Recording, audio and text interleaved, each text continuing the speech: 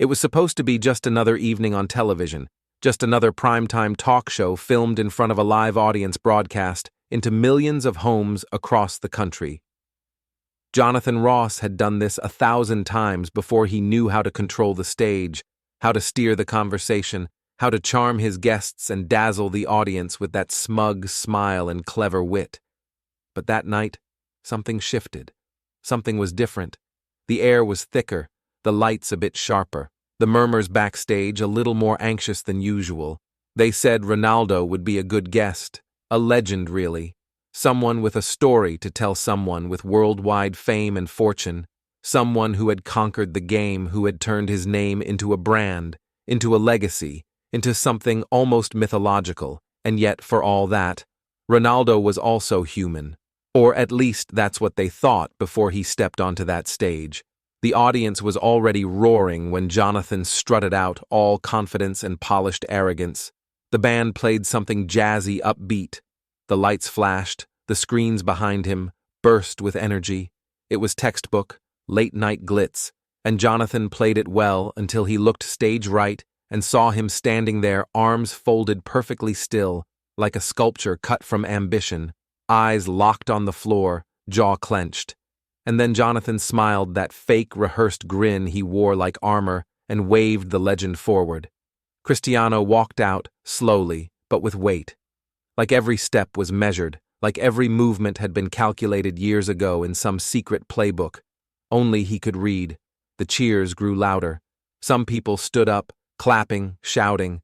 Some just stared, jaws slack, like they couldn't believe he was real. But Ronaldo didn't wave, he didn't smile, he didn't acknowledge the crowd at all.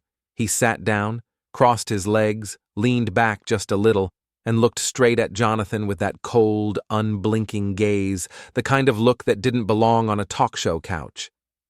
Jonathan chuckled nervously, called him the man of the hour, joked about Ronaldo's hair, his style, his abs, his millions.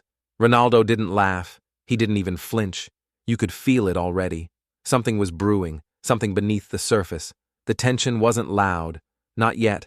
It was subtle, like the smell of smoke before the fire. But it was there, growing with each word, each breath. Jonathan started with the basics, asking about the early years, Madeira, Lisbon, Manchester, the boy with a dream, the sacrifices, the hunger. Ronaldo answered with short sentences, straight facts, no embellishment, no charm. He wasn't here to play a role, he wasn't here to entertain. Then came the clips, old matches, goals, celebrations, Ronaldo watching silently, no smile, no pride, like he'd already buried all those moments, like they were trophies locked away in a room he never visited anymore. Jonathan tried to push, asked about fame, the pressure, the spotlight. Ronaldo leaned forward, eyes still locked on his host, and said quietly, "The spotlight is a lie." There was a pause, a silence too loud for television. The audience shifted in their seats, unsure whether to laugh or wait or applaud. Jonathan smiled again, but it was thinner now, more forced, and he asked, "What do you mean?" Ronaldo said, "The spotlight shows what they want you to see. Not what's really there. It makes heroes out of ghosts, turns truth into myth. And if you stay in it too long, you start to believe you are what they see." The room chilled just a little, not because of the words, but because of how he said them, calm and flat, like he'd been rehearsing this truth for years, like he was finally ready to let it bleed into the light. Jonathan tried to pivot, brought up a charity event, showed a video of Ronaldo with children laughing, signing jerseys, smiling, and for a second, you almost believed he was just another superstar with a golden heart. But then Ronaldo shook his head and said, "That was for them. Not for me. I'm not who you think I am." Jonathan blinked, stammered, tried to find the rhythm again, but it was slipping the control. He was used to the grip he had over every interview. Every segment was cracking under the weight of whatever Ronaldo had brought with him that night. He asked, "What do you mean you're not who we think you are?" Ronaldo said, "You think I'm a brand, a god, a machine. But I'm just a man who made a deal with himself a long time ago, to be perfect at all costs, and now I can't break it." The silence after that was deafening. Even the band didn't move. No fake drum roll, no canned laughter, just that thick quiet pressing in on all sides.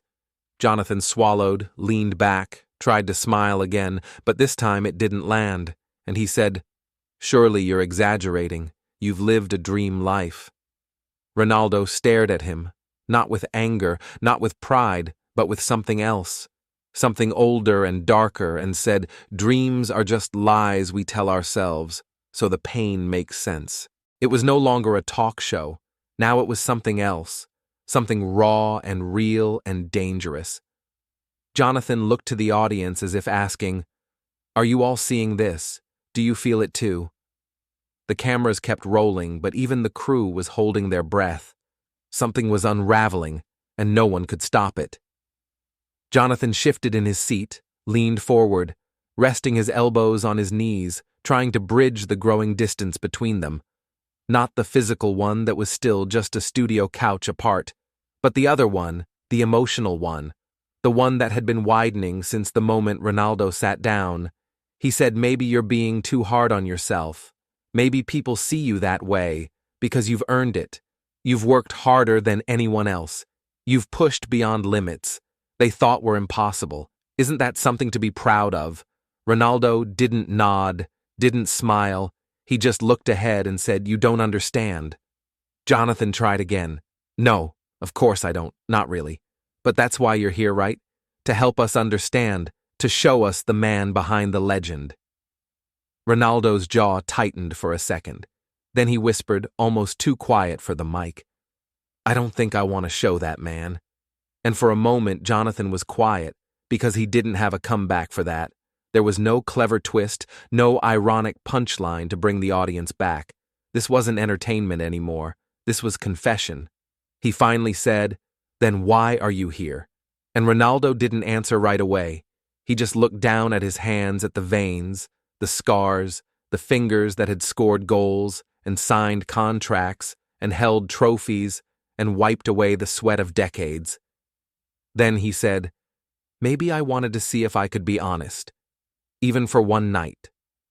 Jonathan sat back and nodded slowly, like he finally saw the crack in the armor and was trying to decide whether to press into it or leave it alone.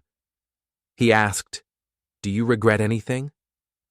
Ronaldo looked at him with that unreadable stare, the kind that makes you feel like you're being measured, and said only the things I never said, only the people I never called back, only the moments I didn't feel, because I was too busy chasing the next one. The audience was silent again. No claps, no gasps. They were just listening now. Not to a superstar, but to a man peeling back the layers of his own legend.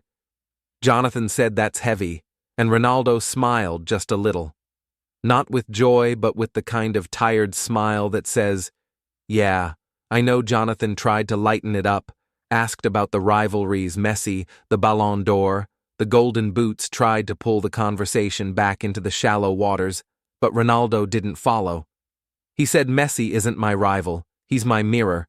Every time they compared us, it wasn't about him or me. It was about what the world needed to believe, two gods fighting in the sky, when really, we were just boys, trying to outrun our shadows." That hit hard, and Jonathan almost flinched, like he wasn't expecting that kind of poetry from a man who was supposed to speak only in goals and endorsements. He said, "That's one way to look at it," and Ronaldo said, "It's the only way I've survived it."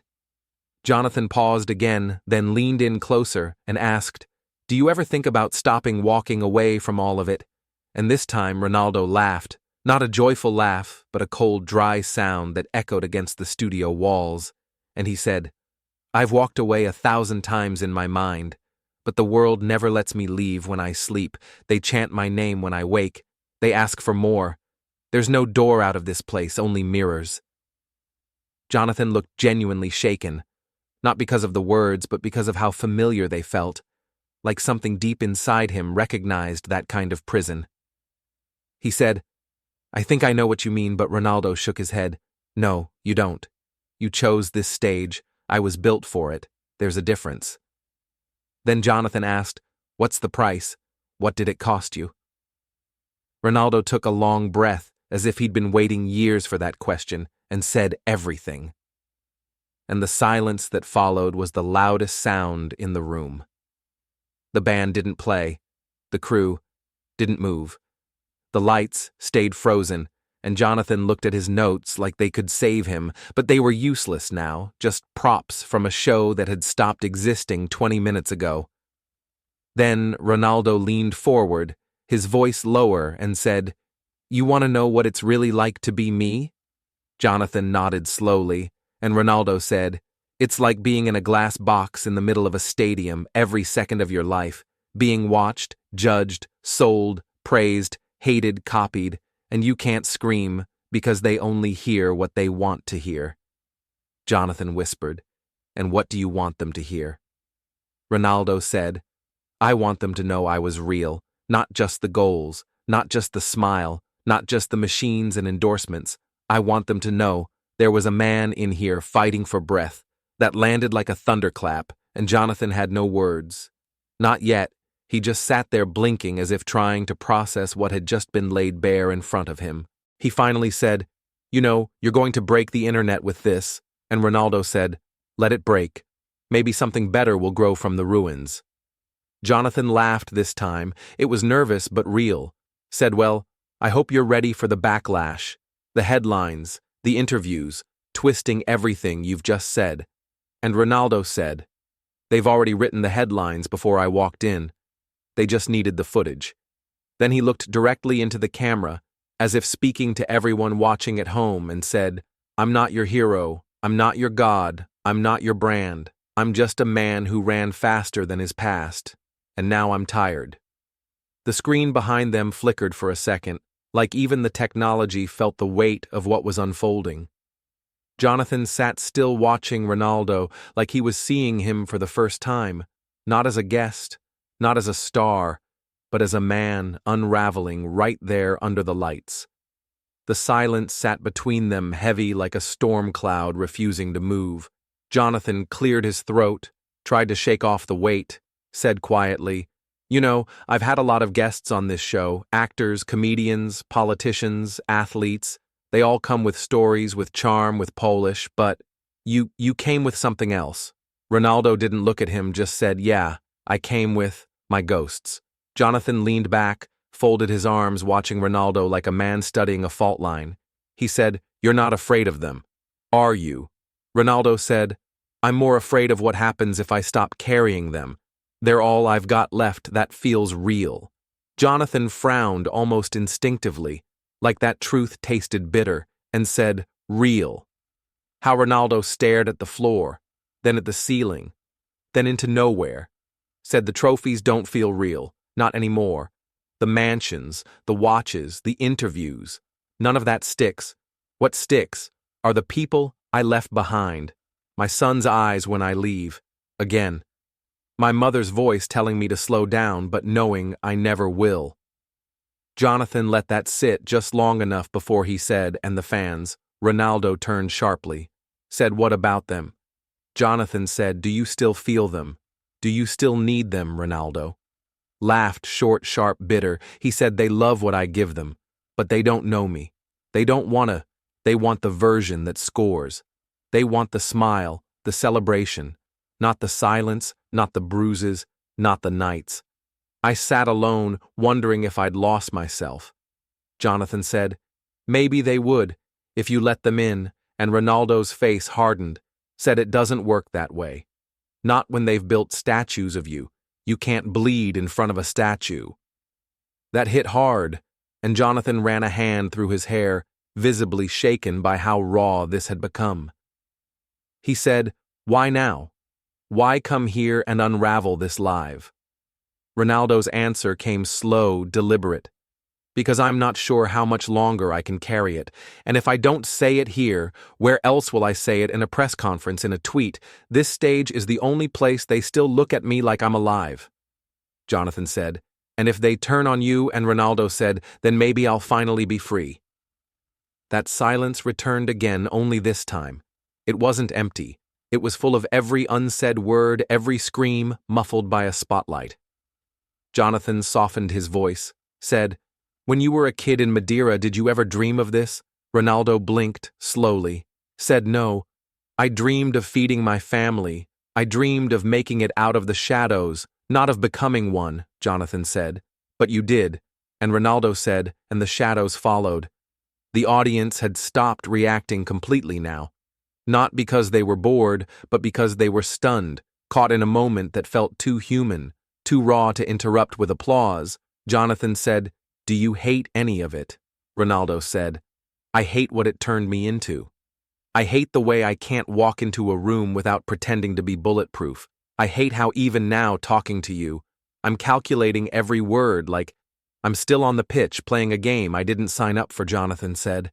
"And off the pitch, who are you really?" Ronaldo whispered. "I don't know anymore." And that was the most terrifying thing he'd said all night.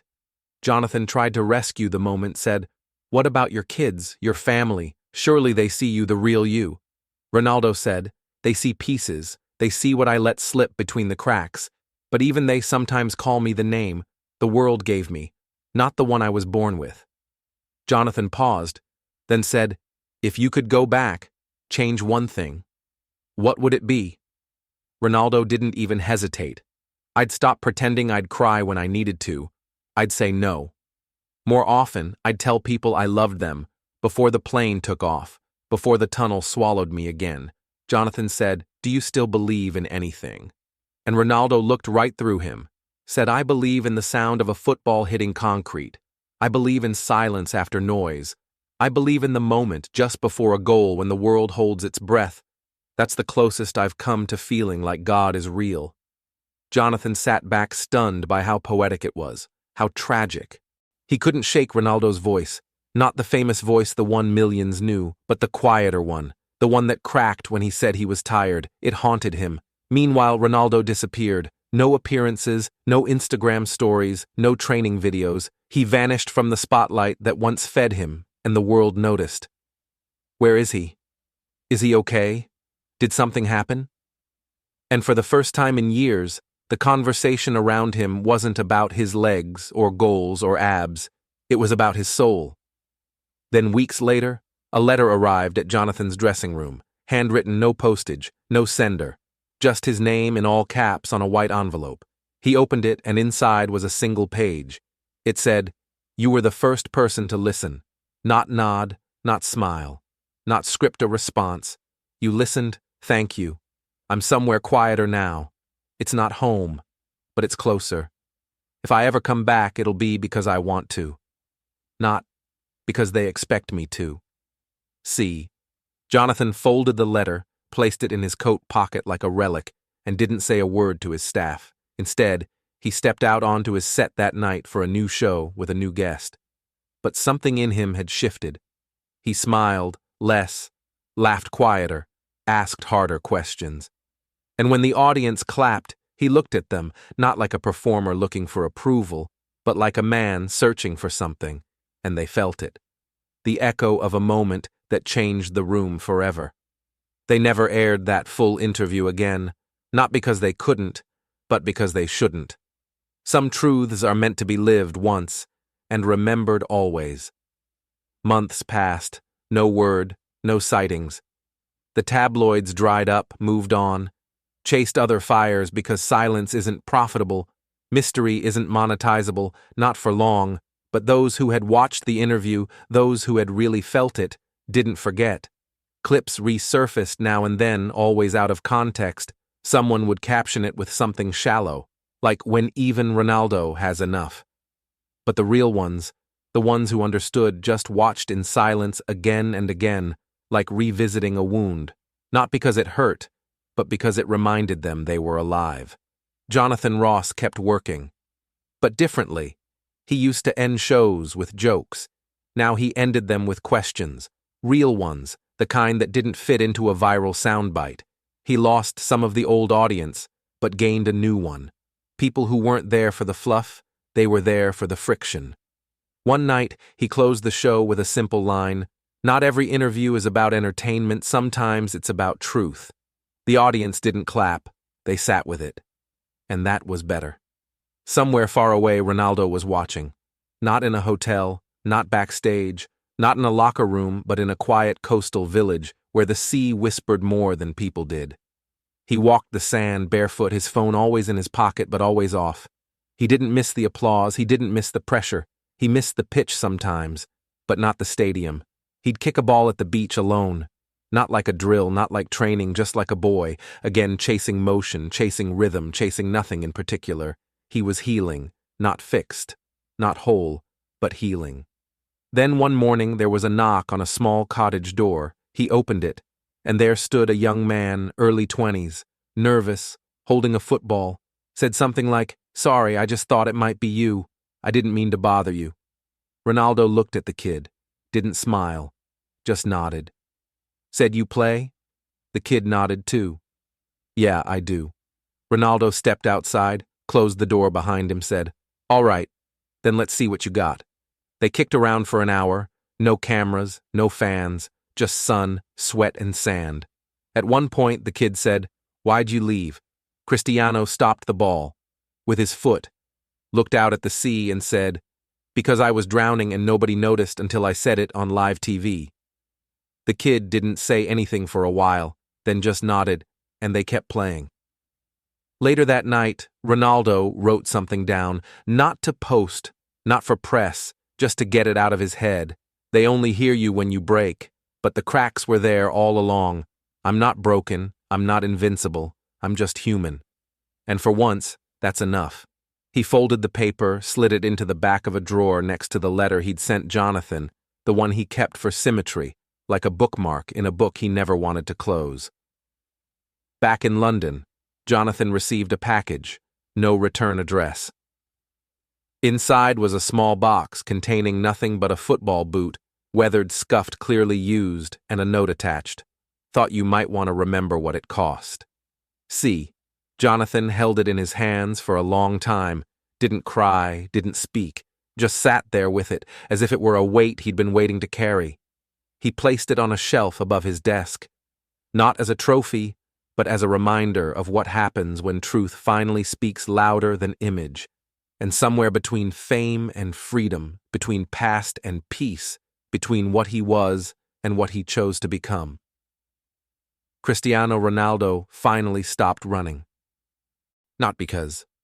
At one point, the kid said, "Why'd you leave?" Cristiano stopped the ball with his foot, looked out at the sea and said, "Because I was drowning and nobody noticed, until I said it on live TV." The kid didn't say anything for a while, then just nodded, and they kept playing. Later that night, Ronaldo wrote something down, not to post, not for press, just to get it out of his head. They only hear you when you break, but the cracks were there all along. I'm not broken. I'm not invincible. I'm just human. And for once, that's enough. He folded the paper, slid it into the back of a drawer next to the letter he'd sent Jonathan, the one he kept for symmetry, like a bookmark in a book he never wanted to close. Back in London, Jonathan received a package, no return address.